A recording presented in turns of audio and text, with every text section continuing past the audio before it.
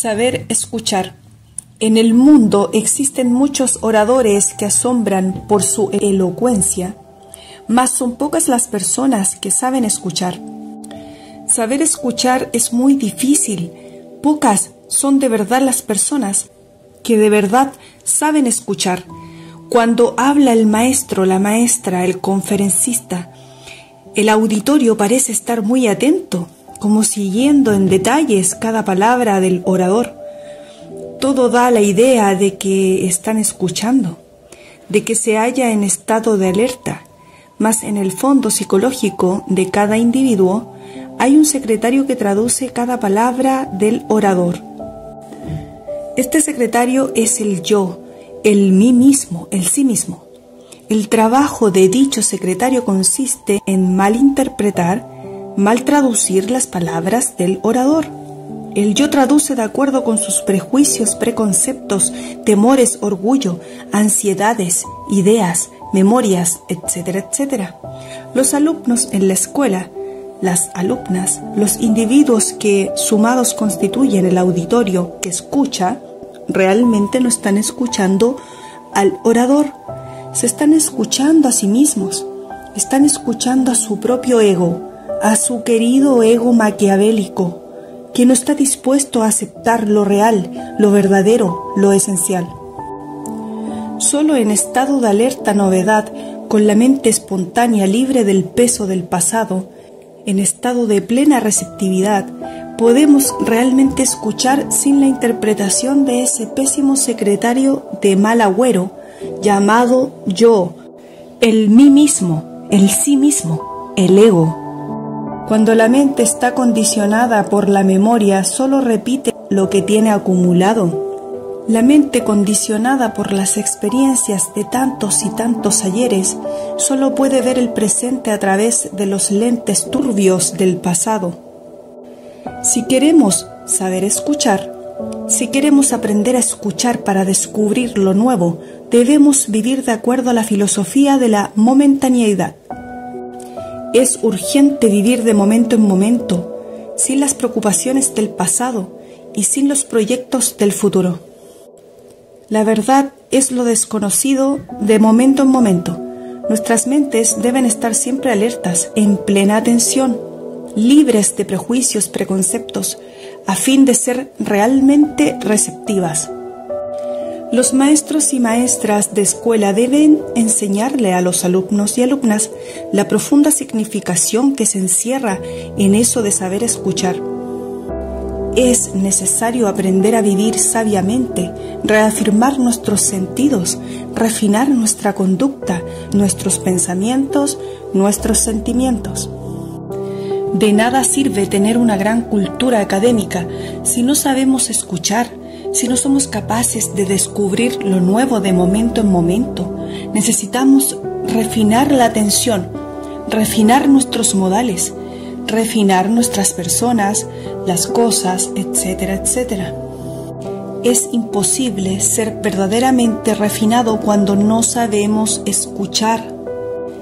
Las mentes toscas, rudas, deterioradas, degeneradas, jamás saben escuchar, jamás saben descubrir lo nuevo. Esas mentes solo comprenden, solo entienden en forma equivocada las traducciones absurdas de ese secretario satánico llamado yo, el mí mismo, el ego. Ser refinado es algo muy difícil y requiere plena atención. Alguien puede ser persona muy refinada en las modas, trajes, vestidos, jardines, automóviles, amistades, y sin embargo continuar en lo íntimo siendo rudo, tosco, pesado. Quien sabe vivir de momento en momento marcha realmente por el camino del verdadero refinamiento. Quien tenga mente receptiva, espontánea, íntegra, alerta, camina por la senda del auténtico refinamiento. La mente degenerada vive embotellada en el pasado, en los preconceptos, orgullo, amor propio, prejuicios, etcétera, etcétera. La mente degenerada no sabe ver lo nuevo, no sabe escuchar, está condicionada por el amor propio. Los fanáticos del marxismo-leninismo no aceptan lo nuevo, no admiten la cuarta característica de todas las cosas, la cuarta dimensión por amor propio, se quieren demasiado a sí mismos, se apegan a sus propias teorías materialistas absurdas y cuando los situamos en el terreno de los hechos concretos, cuando le demostramos el absurdo de sus sofismas, levantan el brazo izquierdo, miran las manecillas de su reloj de pulso, dan una disculpa evasiva y se van. Esas son mentes degeneradas, mentes decrépitas que no saben escuchar, que no saben descubrir lo nuevo, que no aceptan la realidad porque están embotelladas en el amor propio, mentes que se quieren demasiado a sí mismas, mentes que no saben de refinamientos culturales, mentes toscas, mentes rudas que solo escuchan a su querido ego. La educación fundamental enseña a escuchar, enseña a vivir sabiamente. Los maestros y maestras de escuelas, colegios, universidades deben enseñarles a sus alumnos y alumnas el camino auténtico del verdadero refinamiento vital. De nada sirve permanecer 10 y 15 años metidos en una escuela, colegios y universidades si al salir somos internamente verdaderos cerdos en nuestros pensamientos, ideas, sentimientos y costumbres. Se necesita la educación fundamental en forma urgente porque las nuevas generaciones significan el comienzo de una nueva era. Ha llegado la hora de la revolución verdadera.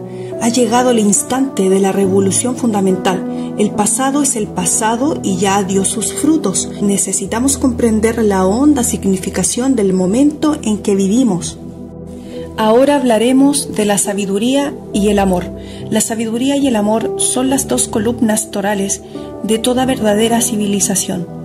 En un platillo de la balanza de la justicia debemos poner la sabiduría y en el otro platillo debemos poner el amor.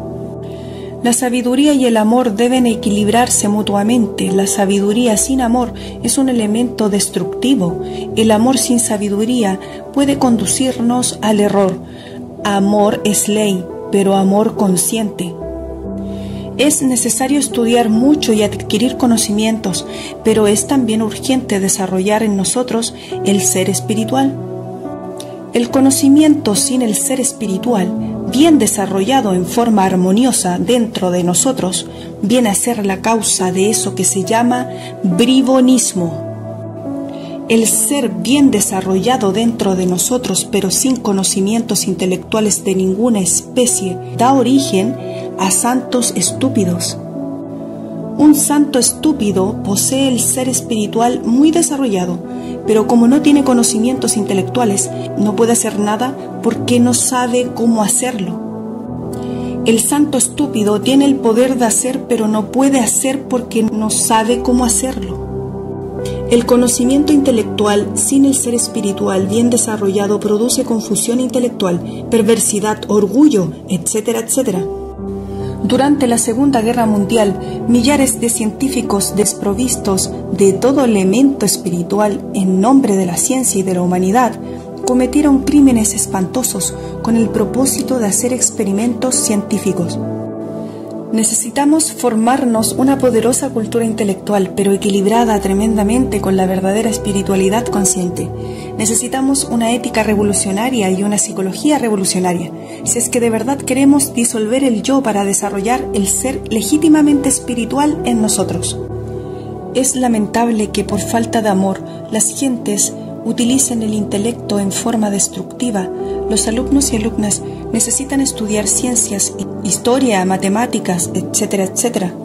Se necesita adquirir conocimientos vocacionales con el propósito de ser útiles al prójimo.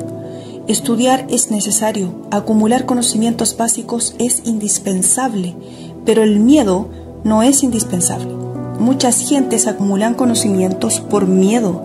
Tienen miedo a la vida, a la muerte, al hambre, a la miseria, al qué dirán, etc.